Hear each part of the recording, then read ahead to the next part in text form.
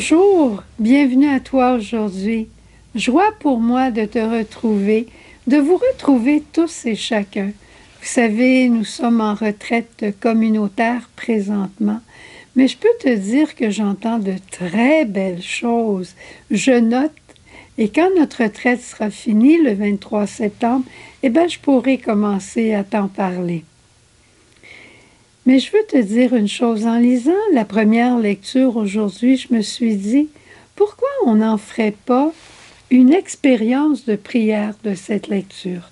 Cette première lecture de Saint Paul aux Colossiens, je vais t'en lire un bout, puis après on va la mettre en pratique tout de suite. Tu es d'accord avec moi? Allons-y. Alors Saint Paul dit aux Colossiens, « Depuis le jour où nous avons entendu parler de vous, nous ne cessons pas de prier pour vous.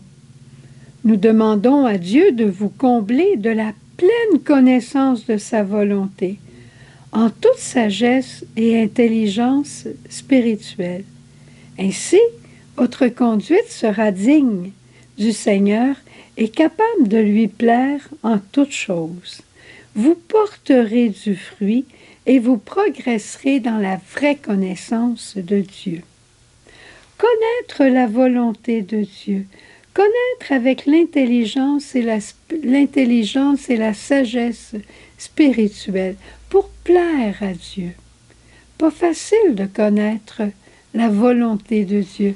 Alors Jésus, je te demande tout de suite, aujourd'hui, en ce 7 septembre, de nous faire le cadeau de rendre nos cœurs sensibles à ta volonté. On n'a pas un téléphone direct pour dire « Seigneur, qu'est-ce que tu veux, A ou B? Qu'est-ce qui te plairait, A ou B? » Mais par contre, Jésus, nos cœurs, on les tourne vers le Père comme toi. Tu as tourné ton cœur toujours vers le Père. Et même plus, on te demande, Jésus, de venir écouter. Viens écouter en moi. Viens écouter la voix du Père en moi.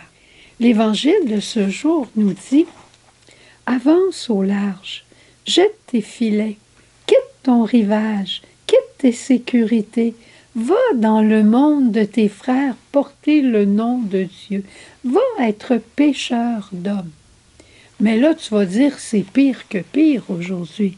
Il faut que je me mette à l'écoute de la volonté de Dieu, que je quitte mes sécurités. Ben oui, mais comment, hein? Comment? Où vais-je aller, Seigneur?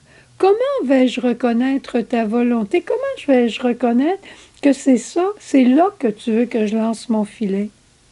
Moi, je te dirais, fais confiance au Seigneur, il va te le montrer.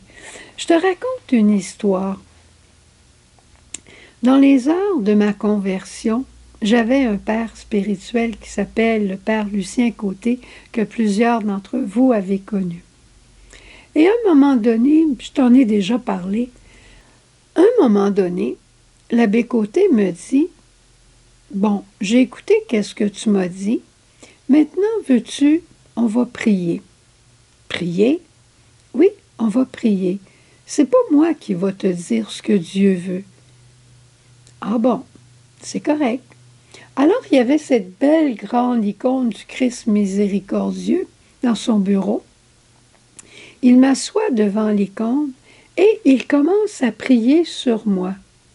Eh bien, tu sais ce qui est arrivé? Il m'a dit, « Dis à Dieu ce que tu veux vivre. » Eh bien, moi, je suis tombée à genoux et j'ai dit, « Ce n'est pas à moi de dire à Dieu ce que je veux vivre, mais c'est à lui de me le dire. » J'ai été saisie par la grandeur et par la transcendance de Dieu. Et Dieu m'a montré clairement ce qu'il attendait de moi, à mon grand étonnement. L'abbé Côté, il était bon pasteur, mais il n'a pas voulu se faire directeur, il n'a pas voulu se faire celui qui commande et qui dit quoi faire. Il a fait confiance au bon Dieu. Des fois, avec nos jeunes, on serait porté à leur dire « Toi, tu devrais faire ça, toi, tu devrais faire ça. » Moi, j'aime beaucoup plus l'attitude d'une grand-maman un jour qui me disait, moi, je dis toujours à mes petits-enfants, regardez, puis elle sortait son chapelet, puis elle disait, regardez, j'ai mon chapelet avec moi, et je prie pour toi, pour que le bon Dieu te montre ce qu'il attend de toi. Lui, il va te le dire pour le vrai. Ouvre-lui ton cœur, puis il va te le dire. Oui, grand-maman. Eh bien, le bon Dieu, il parle au cœur des jeunes. Il parle au cœur des jeunes qui ne sont pas à l'Église. Il parle au cœur des jeunes qui connaissent à peine son nom. Je pourrais te raconter des histoires merveilleuses de jeunes qui ont fait la découverte de Jésus sans presque connaître son nom. Alors, prions, ayons confiance et cherchons nous-mêmes quelle est la volonté de Dieu dans nos vies. Faisons-lui confiance en lui disant simplement « Montre-moi, Seigneur, ce que tu attends de moi. Montre-moi-le tellement clairement que jamais je ne puisse en douter. » Au revoir. Bonne journée. À demain.